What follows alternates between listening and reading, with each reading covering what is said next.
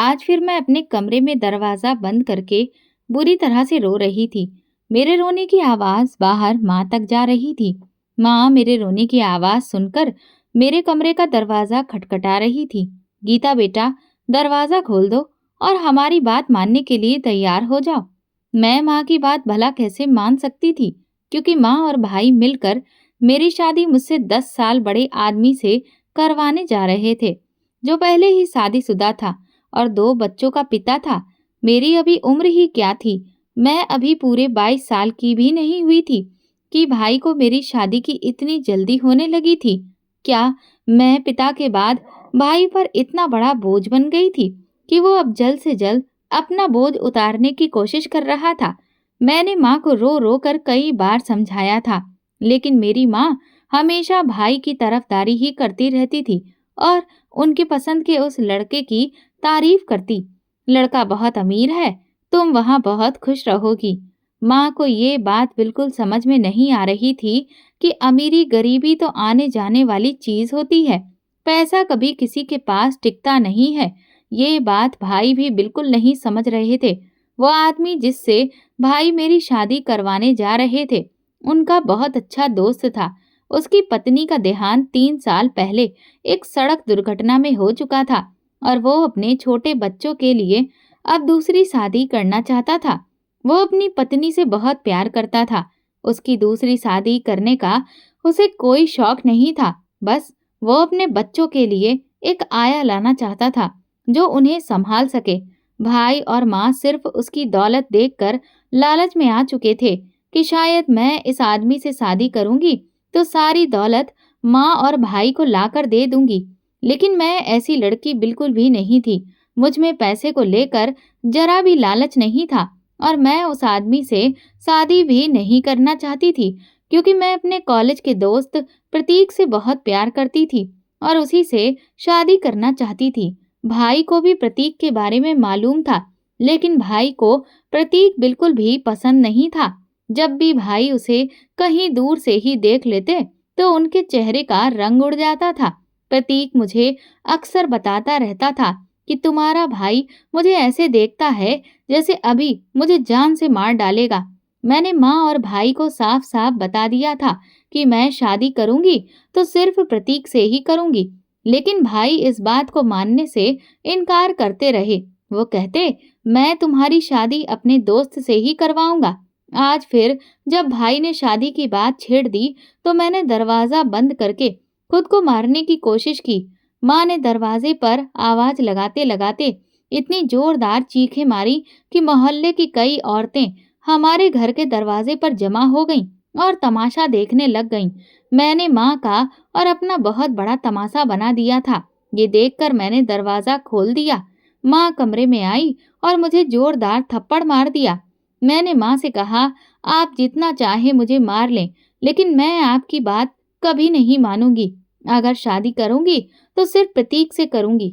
माँ ने मेरी जिद और मेरी हरकतें देखकर आखिरकार हार मान ली और कहा, आज रात ही प्रतीक को घर बुला लो और चुपचाप उसके साथ शादी करके यहाँ से चली जाओ। अब मैं तुम्हें इस घर में और बर्दाश्त नहीं कर सकती। तुम जो मेरी और अपने भाई की इज्जत नहीं रख सकती, हमारा कहना नहीं मान सकती, तो फिर हमें भी तुम्हारी कोई जरूरत नहीं है। आज के बाद मैं तुमसे हर रिश्ता खत्म करना चाहती हूँ। मैं तुम्हारी माँ नहीं हूँ और तुम मेरी बेटी नहीं हो। मेरे घर से विदा होकर चली जाओ और दोबारा कभी मेरे दरवाजे की तरफ मत देखना। माँ की ये बात सुनकर मुझे बहुत दुख हुआ कि लड़कियों को भी अपनी पसंद की शादी करने का अधिकार होना चाहिए, लेकिन मेरी माँ, वो तो मुझसे इस तरह की बातें कर रही थी। आखिर वो ऐसा क्यों कह रही थी? मैंने यही सोचकर प्रतीक को बुला लिया कि माँ अभी नाराज है, लेकिन कुछ वक्त के बाद वो खुद ब खुद मान जाएगी। बस एक बार मेरी और प्रतीक की शादी हो जाए। माँ ने भाई से भी इस बारे में बात कर ली। भाई ने भी अपना हर रिश्ता मुझसे खत्म करने का फैसला कर लिया और कहा, जल्दी से अपने उस आशिक को बुला लो और हमारे घर से विदा होकर चली जाओ। मैंने प्रतीक को फोन किया। उसने कहा, मैं अपने घर वालों को मनाने की कोशिश कर रहा हूँ और जैसे ही वो मान जाएंगे मैं उन्हें लेकर तुम्हारे घर आ जाऊंगा और फिर हम शादी कर लेंगे। इस बात को 3-4 दिन गुजर गए, लेकिन प्रतीक के घर वाले नहीं माने। भाई ने भी अपने दोस्त से साफ साफ इनकार कर दिया कि मेरी बहन इस रिश्ते के लिए तैयार नहीं है। तुम कहीं और लड़की देख लो। तो उसने भी दूसरी जगह पर अपना रिश्ता तय कर लिया। लेकिन प्रतीक अब तक मेरे घर नहीं आया था। मुझे अब बहुत ज्यादा फिक्र होने लगी थी कि कहीं प्रतीक मुझे धोखा तो नहीं दे रहा। क्या वो शादी से इनकार तो नहीं कर देगा? अगर प्रतीक ने ऐसा किया तो मैं अपनी माँ और अपने भाई की नजरों से नजरें ही नहीं मिला पाऊंगी।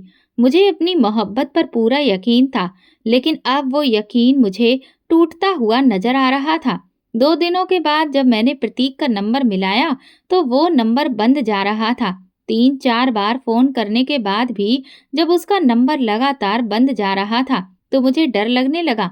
मैंने अपनी सहेलियों को कॉल करके प्रतीक के बारे में पूछा, जिन्हें मेरी और प्रतीक की मोहब्बत के बारे में पता था, लेकिन कोई भी प्रतीक के बारे में कुछ नहीं जानता था। प्रतीक ने मुझे हमेशा मना किया था कि तुम कभी भी मेरे घर के नंबर पर कॉल मत करना, चाहे कुछ भी हो जाए। किसी भी इमरजेंसी में भी मेरे घर का नंबर डायल मत करना। लेकिन इस बार मैं बहुत मजबूर हो गई थी। मुझे किसी तरह प्रतीक के घर का नंबर मिल ही गया। जैसे ही मैंने प्रतीक के घर पर कॉल की तो उसकी माँ ने फोन उठाया। मैंने उन्हें नमस्ते कहने के बाद प्रतीक के बारे में पूछा तो वो मुझसे पूछने लगी, तुम कौन हो? मैंने उन्हें बताया, आंटी, मैं गीता बात कर रही हूँ, मुझे प्रतीक से बात करनी है। उन्होंने जवाब दिया, बेटा, प्रतीक तो 3 दिन पहले दिल्ली के लिए यहाँ से निकल गया था और आज उसकी लंदन की फ्लाइट थी। अब तो वो लंदन पहुंच भी चुका होगा। मैंने प्रतीक की माँ से कहा, प्रतीक भला लंदन क्यों गया? उसने तो मुझसे इस बारे में कुछ भी नहीं कहा था कि वो लंदन जाने वाला है। अचानक उसका वहां जाना कैसे हो गया? क्या कोई जरूरी काम आ गया था? तब प्रतीक की माँ ने बताया, बेटा, प्रतीक 5 साल के लिए लंदन नौकरी करने के लिए चला गया है। ये सुनते ही मेरे होश उड़ गए। प्रतीक ने मुझसे इतना बड़ा झूठ बोला कि मैं अपने घर वालों को मनाने की कोशिश कर रहा हूँ। जैसे ही वे राजी होंगे, मैं उन्हें लेकर तुम्हारे घर आऊंगा और फिर हम तुरंत शादी कर लेंगे। लेकिन असलियत ये थी कि प्रतीक तो लंदन जाने की तैयारी कर रहा था, इसीलिए वो मुझसे टाल मटोल कर रहा था। अब ये सच्चाई जानकर मैं टूट कर बिखर गई थी। प्रतीक ने मेरी मोहब्बत का मजाक बना दिया था। अब मैं अपनी माँ और अपने भाई को क्या मुंह दिखाऊंगी? ये सोच सोच कर मुझे बहुत घबराहट हो रही थी। भाई ने अपने दोस्त को भी मना कर दिया था, जिससे वो पहले मेरा रिश्ता तय कर रहे थे। मैं प्रतीक के धोखे के बारे में सोच सोच कर दिन रात रोती रहती थी, क्योंकि अब रोने के अलावा मेरे पास और कुछ भी नहीं बचा था। भाई ने मेरी पढ़ाई भी छुड़वा दी थी और हमेशा के लिए मेरा घर से बाहर जाना बंद करवा दिया था, क्योंकि मैं प्रतीक से अक्सर होटल और कैफे में मिलती थी और भाई को ये सब चीजें बिल्कुल पसंद नहीं थी। इसीलिए उन्होंने मेरा घर से बाहर निकलना बंद करवा दिया था। मैं प्रतीक के बारे में माँ को बताने ही वाली थी कि तभी पड़ोस की एक औरत ने माँ को बता दिया कि सुमन का बेटा तो लंदन नौकरी करने के लिए चला गया है। सुमन प्रतीक की माँ का ही नाम था। माँ उन्हें अच्छी तरह से जानती थी। माँ इस वक्त मेरे पास आई और गुस्से से बोली, पड़ोस की औरत ये क्या कहकर गई है? मैंने माँ को सब कुछ सच सच बता दिया कि हाँ माँ, प्रतीक इस देश को छोड़कर चला गया है। उसने मुझे बहुत बड़ा धोखा दिया है। मुझे नहीं पता था कि वो मुझसे शादी नहीं करेगा। उसने मुझसे बहुत सारी बातें की थी, लेकिन मैंने उन बातों को सच समझ लिया था। मैंने माँ से कहा, अब आप लोग जहाँ चाहेंगे मैं वहाँ शादी करने के लिए तैयार हूँ। माँ ने गुस्से में मेरे गाल पर जोरदार तमाचा मार दिया और बोली, तुमने एक धोखेबाज के चक्कर में मेरी और अपने भाई की इज्जत मिट्टी में मिला दी। तुम्हें हमारी इज्जत का जरा भी ख्याल नहीं आया। कम से कम मेरी विधवा हालत के बारे में तो सोच लिया होता। अब मोहल्ले वालों को मैं क्या जवाब दूंगी? अब सबको पता चल चुका है कि तुम्हारा रिश्ता 1-2 दिन में प्रतीक के घर से आने वाला था और अब जब वह देश छोड़कर चला गया है तो मैं लोगों को क्या कहूंगी? माँ आगे बोली, तुमने हमें कहीं मुंह दिखाने के लायक ही नहीं छोड़ा। जिस तरह तुमने अपनी और मेरी बदनामी करवा दी है। अब मोहल्ले में कहीं से भी तुम्हारे लिए कोई रिश्ता नहीं आएगा। अब बैठी रहो सारी उम्र। मुझे पता था कि जब मेरे भाई को प्रतीक के बारे में पता चलेगा तो पता नहीं कौन सा नया तूफान आएगा, क्योंकि मेरे भाई को इस शादी के लिए मनाने वाली भी मेरी माँ ही थी। माँ ने ही भाई से कहा था, जो गीता चाहती है वही कर दो। अब भला क्या किया जा सकता है? उसकी पसंद यही है तो हमें उसे किसी न किसी के साथ विदा करना ही है। हम जहाँ चाहते थे वहाँ नहीं सही, लेकिन जहाँ वो चाहती है वहाँ शादी हो जाए। लेकिन अब सब कुछ बर्बाद हो चुका था। भाई का गुस्सा मुझे बर्दाश्त करना ही था। शाम को जैसे ही भाई घर आया, मेरा दिल जोर जोर से धड़कने लगा। माँ अब उसे बता ही देगी। भाई ने आते ही माँ से खाना मांगा, क्योंकि वो मुझसे बात नहीं करते थे। जब से उन्होंने मेरी और प्रतीक की शादी के लिए हामी भरी थी, तब से उन्होंने मुझसे बात करना ही बंद कर दिया था। वो सिर्फ इतना कहते थे, जल्दी से प्रतीक को बुलाओ, जो जब वो आएगा तो तुम्हारी शादी कर दूंगा। फिर तुम यहाँ से चली जाओ। मेरा तुमसे कोई रिश्ता नहीं रहेगा। हम दोनों का हर रिश्ता आज के बाद खत्म। बातचीत तो दूर की बात थी। माँ ने जैसे ही भाई के सामने खाना रखा, उन्होंने अचानक कहा, बेटा अब गीता का कहीं और रिश्ता देखना शुरू कर दो। भाई ने तुरंत पूछा, क्यों? प्रतीक नहीं आ रहा? माँ ने जवाब दिया, नहीं बेटा, वो तो ये देश छोड़कर भाग गया है। ये सुनते ही भाई गुस्से से तमतमा गए और उन्होंने गुस्से में खाना उठाकर जमीन पर फेंक दिया। थाली जमीन पर इतनी जोर से गिरी कि तेज आवाज हुई और मैं बुरी तरह से घबरा गई। भाई गुस्से में बोले, मुझे पहले दिन से ही पता था कि वो लड़का ठीक नहीं है, लेकिन आप लोगों ने मेरी एक बात भी नहीं मानी। जब मैं अपने दोस्त के साथ रिश्ता तय करना चाहता था, तब आप लोग तैयार नहीं हुए। अब मेरा इस मामले से कोई वास्ता नहीं है। जहाँ चाहो वही रिश्ता कर लो। मैं अब कुछ नहीं कहूँगा। भाई गुस्से में घर से बाहर चले गए। माँ भी रोने लगी कि मेरी वजह से भाई बहुत गुस्सा हो गए हैं और उन्होंने खाना भी नहीं खाया। मैंने भी दरवाजा बंद कर लिया और उस दिन आंसुओं की नदियां बहाईं। जितना रो सकती थी, जितनी दुआएं मांग सकती थी, भगवान से मांग ली। हे भगवान, मेरे लिए कोई ना कोई रिश्ता भेज दो, ताकि मैं इस घर से विदा होकर चली जाऊं, क्योंकि अब मैं अपनी माँ और अपने भाई दोनों पर एक बोझ बन चुकी हूँ। वे लोग मुझे अपनी जिम्मेदारी नहीं, बल्कि बोझ समझकर ही अपने सिर से उतारना चाहते थे। मुझसे बहुत बड़ी गलती हो गई थी कि मैंने प्रतीक को पसंद किया था, लेकिन ये कोई गुनाह तो नहीं था जिसकी इतनी बड़ी सजा मुझे दी जा रही थी कि मेरे अपने ही मुझसे हर रिश्ता खत्म कर रहे थे। हमारे घर का माहौल अब बहुत ज्यादा बदल चुका था। भाई और माँ के चेहरों पर एकदम खामोशी छा गई थी। वो भी अंदर से टूट चुके थे, क्योंकि मेरी वजह से मोहल्ले वालों और रिश्तेदारों के सामने बहुत बदनामी हो चुकी थी। मैं दिन रात रोती रहती थी। एक दिन हमारे दरवाजे पर एक भिखारी आया। उसने आते ही खाने के लिए गुहार लगाई। मैंने अपने लिए खाना परोसकर अभी सामने रखा ही था कि मैंने उस भिखारी की पुकार सुनी। फिर वो खाना भिखारी को देने के लिए मैं चली गई। मैंने सोचा कि शायद भगवान मेरी इस अच्छाई से खुश हो जाए और मेरे लिए कोई रिश्ता भेज दे। वो भिखारी बहुत ही नौजवान और खूबसूरत था। मैंने उससे कहा, तुम ये खाना खा लो और मेरे लिए प्रार्थना करो कि भगवान मेरी दुआ कबूल कर ले। उसने मुझसे कहा, तुम मुझ जैसे भूखे को खाना खिला रही हो, भगवान तुम्हारी दुआ जरूर कबूल करेगा। मैं 3 दिन से भूखा हूँ और तुमने मेरा पेट भरा है। मैं अभी भिखारी से दरवाजे पर खड़े होकर बात कर ही रही थी कि तभी हमारे मोहल्ले की एक लड़की सीमा, जिसे मैं अपनी हर बात बताया करती थी, सामने अपने दरवाजे पर खड़ी सब्जी वाले से सब्जी ले रही थी। मुझे भिखारी के साथ बातें करते देख वो तुरंत मेरे दरवाजे तक आ गई और कहने लगी, गीता, क्या बातें हो रही हैं? मैंने कहा, कुछ नहीं सीमा, बस भिखारी से दुआ करवा रही हूँ कि भगवान जल्दी से मेरी प्रार्थना कबूल कर ले। सीमा को मेरे और प्रतीक के बारे में सब कुछ पता था और वो मेरे घर के माहौल को भी अच्छे से समझती थी। सीमा मेरे भाई को बहुत पसंद करती थी और उसे शादी करना चाहती थी। इसी वजह से वो अक्सर हमारे घर आती जाती रहती थी। माँ से उसकी कुछ खास बनती नहीं थी, क्योंकि माँ को सीमा बिल्कुल पसंद नहीं थी। लेकिन सीमा मुझसे मिलने के बहाने आती, ताकि किसी न किसी तरह से वो भाई को देख सके।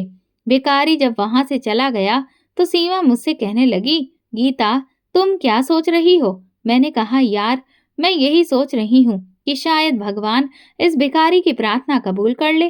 सीमा कहने लगी, भगवान इस भिखारी की दुआ क्यों नहीं कबूल करेगा? ये भिखारी है ही इतना प्यारा और खूबसूरत। तुम्हें पता है गीता, मोहल्ले की आधी लड़कियां तो इसे देखने के लिए और इसे खाना खिलाने के लिए आती हैं। ये भिखारी हर शनिवार को इस मोहल्ले का चक्कर लगाता है और सारी लड़कियां इसे देखने में लगी रहती हैं। मैंने सीमा से कहा, सारी लड़कियां इसे इसलिए देखती हैं क्योंकि ये खूबसूरत है, लेकिन कोई भी लड़की इस भिखारी से शादी तो नहीं करेगी। आखिर ये एक भिखारी ही तो है। कोई भी लड़की भला किसी भिखारी से शादी क्यों करना चाहेगी? हम दोनों आपस में बातें कर ही रहे थे कि तभी मेरे भाई मोटरसाइकिल से आए और हमें दरवाजे पर खड़ा देखकर गुस्सा होने लगे। मैं तुरंत अपने घर के अंदर चली गई और सीमा भी भाई को देखते देखते अपने घर के दरवाजे के अंदर घुस गई। भाई ने मुझसे कहा, दोबारा कभी भी मैं तुम्हें दरवाजे पर खड़ा हुआ ना देखूं, इस बात का ख्याल रखना। मैंने भाई से कहा, ठीक है भाई, बस भिखारी को भीख देने आई थी। तभी सीमा ने दरवाजे पर रोक लिया। भाई ने आते ही माँ से कुछ बातें करनी शुरू कर दी। मैंने बहुत कोशिश की कि उनकी बातें सुन सकूं कि वे दोनों आपस में क्या बातें कर रहे हैं, लेकिन वे इतने धीरे धीरे बोल रहे थे कि मेरे कानों तक कोई आवाज ही नहीं आ रही थी। वे दोनों कमरे के अंदर बैठे थे और मैं आंगन में खड़ी थी। मैं मन ही मन सोच रही थी कि शायद जो दुआ मैंने भिखारी से करवाई थी वो पूरी होने जा रही है। मुझे पूरा यकीन था कि माँ और भाई मेरी शादी के ही बारे में बात कर रहे होंगे, वरना मैंने उन्हें कभी इस तरह धीरे धीरे बात करते नहीं देखा था। मैं दिल ही दिल में उस भिखारी को दुआएं दे रही थी और अगले शनिवार का इंतजार कर रही थी, क्योंकि सीमा ने मुझे बताया था कि वो भिखारी हर शनिवार को इस मोहल्ले का चक्कर लगाता है। पूरा हफ्ता इसी इंतजार में गुजर गया कि कब वो भिखारी आएगा और मैं उससे फिर से दुआ करवाऊंगी। इस बार तो मैंने भिखारी के लिए पूरे 500 का नोट भी रखा था, ताकि मैं उसे देखकर और ज्यादा दिल से दुआ करवाऊं। अगले शनिवार का दिन आया, लेकिन वो भिखारी हमारे दरवाजे तक आया ही नहीं। मैं तुरंत सीमा के घर चली गई ताकि उससे भिखारी के बारे में पूछ सकूं, क्योंकि हमारा घर और सीमा का घर बिल्कुल पास पास था, एक ही गली में आमने सामने। सीमा उस वक्त आंगन में खड़ी कपड़े सुखा रही थी। मैंने उससे कहा, सीमा, तुमने तो कहा था कि वो भिखारी हर शनिवार को आता है, फिर वो आज यहाँ क्यों नहीं आया? आज भी तो शनिवार का दिन है। सीमा मुस्कुराकर बोली, लगता है मोहल्ले की बाकी लड़कियों की तरह तुम भी उस भिखारी की दीवानी हो गई हो, तुम्हें भी उससे मोहब्बत हो गई है। मैंने कहा, अरे नहीं पागल, मुझे बस उससे दुआ करवानी है। पिछले शनिवार को मैंने जो दुआ करवाई थी वो पूरी हो गई है। सीमा ने कहा, जरूर, शाम तक वो भिखारी आ जाएगा, तुम इंतजार करो। जैसे ही मैं सीमा के घर से निकली, मैंने देखा कि पड़ोसियों के दरवाजे पर वही भिखारी बैठा था और वहां 3 और लड़कियां खड़ी थीं। सीमा का कहना बिल्कुल सही था। मोहल्ले की सारी लड़कियां उस भिखारी पर मरने लगी थीं। मुझे ये देखकर बहुत हैरानी हुई कि मोहल्ले की लड़कियां किसी भिखारी पर कैसे मर सकती हैं। मैं जल्दी जल्दी अपने घर आ गई, क्योंकि मुझे यकीन था कि वो भिखारी जब हर दरवाजे पर चक्कर लगा रहा है तो फिर मेरे दरवाजे पर भी वो आएगा ही। मैं उसके इंतजार में खड़ी थी। वो भिखारी हमारे दरवाजे पर आ गया। मैंने उसे पूरे 500 का नोट थमा दिया और कहने लगी, मुझे आपकी दुआओं पर यकीन हो गया है। अब आप मेरे लिए और प्रार्थना कीजिए कि मेरा जल्द से जल्द रिश्ता हो जाए। वो भिखारी 500 का नोट देखकर खुश हो गया और मेरे लिए दुआएं मांगता हुआ वहां से चला गया। मैं भी उसकी दुआएं सुनकर खुश होने लगी। अब भिखारी की दुआओं के बाद माँ और भाई दोनों का रवैया मेरे साथ काफी हद तक अच्छा हो गया था। इस बात को तकरीबन 2 महीने गुजर चुके थे, लेकिन वो भिखारी हमारे मोहल्ले में नहीं आया। अब मुझे काफी फिक्र होने लगी थी कि आखिर वो भिखारी कहाँ चला गया। जिसकी दुआएं इतनी असरदार थीं। मैंने सीमा से उस भिखारी के बारे में अक्सर पूछा करती थी, तो वो कहती, यार सिर्फ तुम ही नहीं, मोहल्ले की सारी लड़कियां परेशान हैं कि भगवान करे वो भिखारी हमें दोबारा नजर आ जाए। सीमा को मजाक करने की आदत थी, इसलिए जब भी वो बात करती तो मजाक में ही शुरू हो जाती थी। एक दिन मैं माँ के पास बैठी थी, जब माँ मुझसे शिकायत कर रही थी, बेटी आजकल तेरे रिश्ते के लिए तेरा भाई और मैं बहुत परेशान हैं। अगर तुम वो रिश्ता ना ठुकराती तो आज ऐश और मजे की जिंदगी जी रही होती। माँ की बातें चल ही रही थी कि तभी भाई माँ के पास कुछ सामान लेकर आया। उसमें एक लाल जोड़ा और कुछ मिठाई के डिब्बे थे। ये सारा सामान देखकर मैं हैरान हो गई कि भाई ये सामान आखिर क्यों लाया है। माँ को ये सामान पकड़ाते हुए भाई ने कहा, इस जोड़े को जल्दी से इसे पहना दो और इसे तैयार कर दो।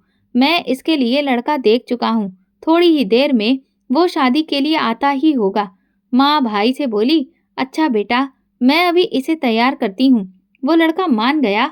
चलो, शुक्र है भगवान का कि इसकी किसी के साथ तो शादी हो रही है। मैं भी अपने फर्ज से अब मुक्ति पा लूंगी और भगवान का लाख लाख शुक्रिया अदा करूंगी। माँ ने मुझे वो कपड़े पकड़ाए और कहा, बेटा जल्दी से ये लहंगा पहन लो।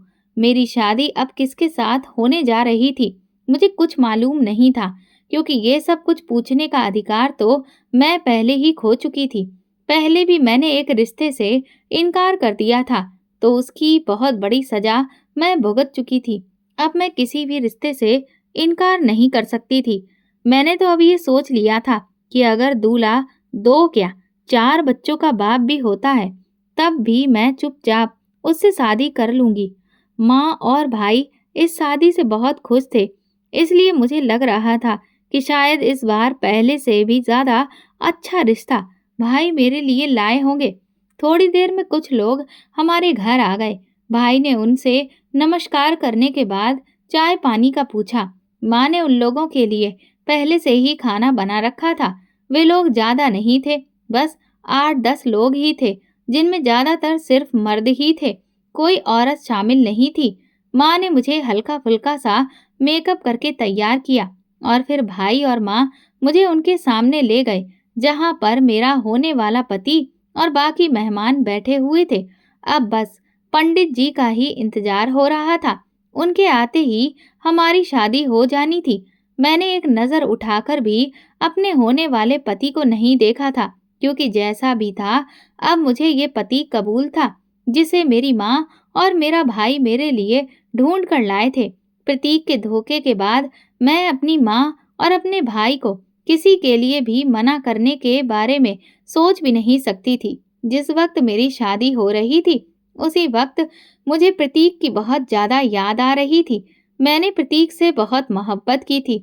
मैंने अपनी सारी जिंदगी प्रतीक के साथ गुजारने के ही सपने देखे थे। प्रतीक की मोहब्बत भले ही झूठी थी, लेकिन मेरी मोहब्बत बिल्कुल सच्ची थी। आज अगर प्रतीक मुझसे शादी कर लेता तो मैं खुद को दुनिया की सबसे ज्यादा खुशकिस्मत लड़की समझती। लेकिन अफसोस, प्रतीक मुझे धोखा देकर यहाँ से भाग गया था। थोड़ी देर बाद पंडित जी आए और शादी की सारी रस्में पूरी हो गईं। मेरी विदाई होने लगी थी और अब हम सब गमगीन थे। माँ मुझे गले लगाकर खूब रोने लगी और मुझसे माफी मांगने लगी। मैंने उनसे कहा, अब वैसे भी जो गलती थी वो मेरी थी और मैंने अपनी ही गलती की सजा भुगती है। आपको माफी मांगने की कोई भी जरूरत नहीं है। भाई की आंखों में भी उस वक्त आंसू थे, लेकिन वो कुछ बोल नहीं रहे थे। मैंने भाई से कहा, भाई मेरे दिल में आपके लिए कोई गिला शिकवा नहीं है, हो सके तो मुझे माफ कर दीजिएगा। मेरी वजह से आप लोगों को बहुत बदनामी उठानी पड़ी है। मुझे इस बात का बहुत ज्यादा दुख है। इसके बाद कुछ ही देर में भाई ने मुझे और मेरे पति को एक गाड़ी में बिठा दिया और गाड़ी चलने लगी। मुझे नहीं पता था कि ये गाड़ी कहाँ जा रही है, क्योंकि चलते चलते वो गाड़ी एक वीरान सी जगह पर एक झुग्गी के आगे जाकर खड़ी हो गई। मैं हैरान रह गई कि ये गाड़ी यहाँ क्यों रुकी है और हम लोग यहाँ क्यों आए हैं। मैं अभी ये सोच ही रही थी कि तभी मेरा पति गाड़ी से उतरा और मुझे भी उतरने के लिए कहा। मैं उसके कहने पर गाड़ी से उतरी तो वो मुझे एक झोपड़ी में ले गया, जहाँ उसने मुझे बताया कि यही उसका घर है। ये सुनकर तो मेरे पैरों तले से जमीन ही खिसक गई कि मेरे भाई और मेरी माँ ने मुझे एक झोपड़ी में रहने वाले से ब्याह दिया। क्या वे लोग मुझसे इतने ज्यादा परेशान हो गए थे? मैं अब अपनी किस्मत पर रो रही थी। इस झोपड़ी में इतना ज्यादा अंधेरा था कि मुझे वहाँ कुछ भी नजर नहीं आ रहा था। थोड़ी ही देर के बाद मेरा पति एक मोमबत्ती और माचिस ले आया ताकि मोमबत्ती जलाकर कमरे में थोड़ी बहुत रोशनी कर सके। जैसे ही उसने माचिस की तीली जलाकर मोमबत्ती जलाई और कमरे में हल्की सी रोशनी हुई, उसने अपना सेहरा हटाया तो उसे देखकर मेरी जान ही निकल गई, क्योंकि वो तो वही भिखारी था जो हमारे मोहल्ले में अक्सर आता था। वही भिखारी जिससे मैंने प्रार्थना करवाई थी कि मेरी शादी जल्द से जल्द हो जाए। वही भिखारी जिस पर हमारे मोहल्ले की सारी लड़कियां मरती थीं। मैंने उसे देखते ही सवाल किया, क्या तुम मेरे पति हो? तो उसने कहा, हाँ, मैं तुम्हारा पति हूँ। जिस दिन तुमने मुझसे प्रार्थना करवाने के लिए अपने दरवाजे पर मुझे रोका था, उसी दिन तुम्हारे भाई ने हम दोनों को साथ में देख लिया था। तुम्हारे भाई ने मुझे भिखारी नहीं बल्कि तुम्हारा आशिक ही समझ लिया। उसने कहा कि मैं तुम्हारे लिए ही वहां पर आया था। उसने तुम्हें तो कुछ नहीं बोला, पर मुझे बहुत ज्यादा मारा और कहने लगा कि तुम्हारी हिम्मत कैसे हुई हमारे दरवाजे तक आने की। मैंने उसे लाख समझाने की कोशिश की कि मैं एक भिखारी हूँ और सिर्फ भीख लेने के लिए ही आया था, पर उसे यकीन ही नहीं आया। मुझे इतना ज्यादा खूबसूरत देखकर उसने यही समझा कि मैं तुम्हारा आशिक हूँ और भेष बदलकर तुमसे मिलने के लिए आया हूँ। उसने मेरी एक भी बात नहीं मानी और फिर कहा कि अगर ऐसा ही है तो तुम उसकी बहन से शादी कर लो। मैंने तुम्हारे भाई से कहा था कि अपनी बहन की जिंदगी बर्बाद मत करो। मैं एक भिखारी हूँ, तुम अपनी बहन की शादी मुझ जैसे भिखारी से मत करवाओ। पर तुम्हारा भाई मानने के लिए तैयार ही नहीं था। उसने कहा कि अगर मैंने उसकी बहन से शादी नहीं की तो वो मुझे और अपनी बहन दोनों को ही मार देगा। मैंने सिर्फ तुम्हारी जान बचाने के लिए तुमसे शादी की है। मैंने उस भिखारी यानी कि अपने पति का शुक्रिया अदा किया कि उसने मेरी जान बचाने की खातिर मुझसे शादी कर ली और मेरे बारे में इतना सोचा। इसके बाद मैंने उसे ही अपना सब कुछ मान लिया। मैंने उसके घर को बहुत अच्छे तरीके से संभाल लिया। अब जो कुछ भी था मेरे लिए यही भिखारी ही था, क्योंकि अब ये मेरा पति था। मैंने अब सोच लिया था कि मैं जिंदगी में कभी भी अपने भाई और माँ के पास वापस लौट कर नहीं जाऊंगी। कुछ दिनों के बाद माँ और मेरा भाई मुझसे मिलने के लिए मेरे घर आए थे। मुझे झोपड़ी में देखकर माँ और भाई दोनों की आंखें भर आईं। मेरे घर में कोई भी ऐशो आराम की चीज मौजूद नहीं थी, बस एक पुराना सा कमरा था। माँ और भाई को एहसास हुआ कि मैं एक झोपड़ी में नहीं रह पाऊंगी और उनसे बहुत बड़ी गलती हो गई है। मेरी शादी एक भिखारी से करवाने के बाद माँ ने मुझे वापस अपने साथ चलने के लिए कहा। तुम्हें मैं यहाँ नहीं रहने दूंगी। मुझे नहीं पता था कि तुम्हारी शादी तुम्हारे भाई ने एक भिखारी के साथ करवा दी है, तो अब तुम मेरे साथ वापस चलो। मैंने माँ को इनकार कर दिया। अब जैसा भी है यही मेरा घर है। मैं अपने पति के साथ ही रहूंगी। यहाँ से मैं बिल्कुल भी नहीं जाऊंगी। ये झोपड़ी कच्ची ही सही, लेकिन इसमें सुकून बहुत ज्यादा है। ये मेरा अपना घर है। भाई ने तो एक भिखारी को भी मेरा आशिक समझ लिया था। भाई को तो मुझ पर जरा सा भी यकीन नहीं था। फिर मैं आप लोगों के साथ वापस क्यों चलूं? माँ और भाई दोनों मुझसे माफी मांग रहे थे, लेकिन अब मैं अपने घर में बहुत खुश थी। माँ और भाई वहां से वापस चले गए तो मेरे पति ने मेरा धन्यवाद किया और कहा, तुम मेरे साथ इस गरीब खाने में भी खुश हो, ये जानकर मुझे बहुत खुशी है। मैं बहुत ही खुशकिस्मत हूँ जो मुझे तुम जैसी पत्नी मिली। हम दोनों की शादी भले ही एक गलत फहमी में हो गई हो, लेकिन हम दोनों एक दूसरे के साथ बहुत ज्यादा खुश हैं। एक दिन मेरा पति किसी काम से बाहर चला गया था। मैं अपने घर में झाड़ू लगा रही थी, तभी बाहर से किसी की आवाज आई, मैं 3 दिन से भूखा हूँ, मुझे कोई खाना खिला दो। मेरे घर में उस वक्त कुछ भी मौजूद नहीं था, क्योंकि मेरा पति खुद शादी से पहले एक भिखारी था, लेकिन शादी के बाद उसने भीख मांगना छोड़ दिया था और मजदूरी करने लगा था। उसे पता था कि उसका इस तरह भीख मांगना मुझे अच्छा नहीं लगेगा, इसलिए उसने काम करना शुरू कर दिया था। उसकी इस मेहनत वाली बात से मैं बहुत ज़्यादा खुश थी। अब हमारे हालात भी धीरे-धीरे बेहतर हो रहे थे, क्योंकि मेरा पति दिलो जान से मेहनत कर रहा था और मुझे खुश रखने की पूरी कोशिश कर रहा था। जैसे ही मैंने भिखारी की आवाज़ सुनी, मैं किचन की तरफ गई ताकि कुछ खाने को मिल जाए और मैं उसे दे सकूं। किचन में और तो कुछ नहीं था, बस रात के बचे हुए थोड़े से चावल पड़े थे। मैंने वो चावल प्लेट में डालकर भिखारी को देने के लिए मैं दरवाजे पर चली गई। जैसे ही मैंने दरवाजे से पर्दा हटाया, तो ये देखकर मेरी जान ही निकल गई कि वो भिखारी कोई और नहीं बल्कि प्रतीक था। प्रतीक को इस हालत में देखकर मैं बहुत ज्यादा हैरान हो गई। प्रतीक ने जब मेरी तरफ देखा तो उसकी आंखों से आंसू निकल आए और वो मेरे पैरों पर गिर पड़ा। वो मुझसे माफी मांगने लगा। गीता, मुझे माफ कर दो।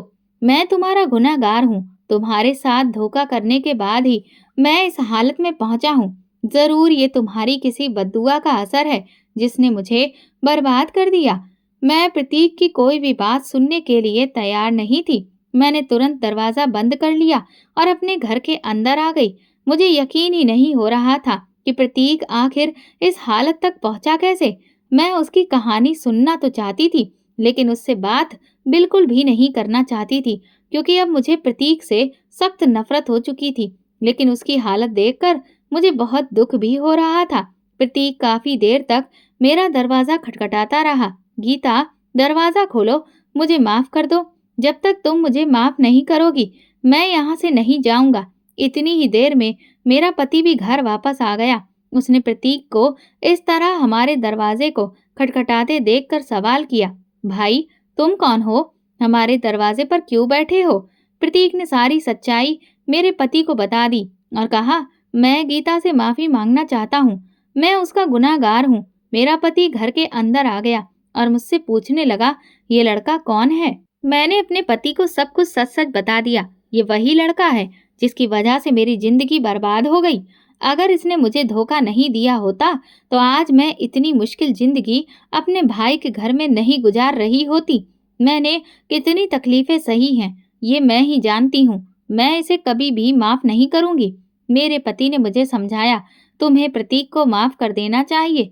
अगर प्रतीक ने तुम्हें धोखा नहीं दिया होता तो शायद हम दोनों कभी एक नहीं हो पाते। अगर तुम्हारे दिल में मेरे लिए जरा सी भी जगह है तो तुम्हें प्रतीक को माफ कर देना चाहिए। अपने पति के कहने पर मैंने प्रतीक को माफ कर दिया। प्रतीक ने बताया कि उसकी नौकरी चली गई थी और उस पर बहुत ज्यादा कर्ज हो गया था, जिस वजह से उसका सब कुछ बिक गया और वो बर्बाद हो गया। आखिर में वो भीख मांगने के लिए मजबूर हो गया। इसके बाद प्रतीक वहां से चला गया। इसके बाद मैं अपने पति के साथ बहुत ही खुशहाल जिंदगी बिताने लगी। दोस्तों, अगर आपको हमारी कहानी पसंद आई है तो फिर कमेंट करके ज़रूर बताइएगा। वीडियो को लाइक करें और ज़्यादा से ज़्यादा शेयर ज़रूर करें। अगर आप चैनल पर नए हैं तो सब्सक्राइब करें और हाँ, नोटिफिकेशन बेल को ज़रूर दबा दें ताकि अगली अपडेट सबसे पहले आपको मिले। धन्यवाद।